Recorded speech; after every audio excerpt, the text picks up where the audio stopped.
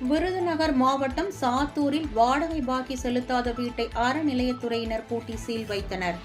சாத்தூர் சோமசுந்தர விநாயகர் கோவிலுக்கு சொந்தமான காலி இடம் வைப்பாறு அருகே உள்ளது.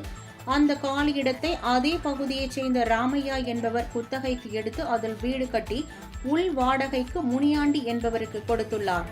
அவர் கடந்த பல ஆண்டுகளாக கோவிலுக்கு செலுத்த வேண்டிய வாடகை பாக்கி 3,38,335 ரூபாயை செலுத்தாமல் காலம் தாழ்த்தி வந்துள்ளார்.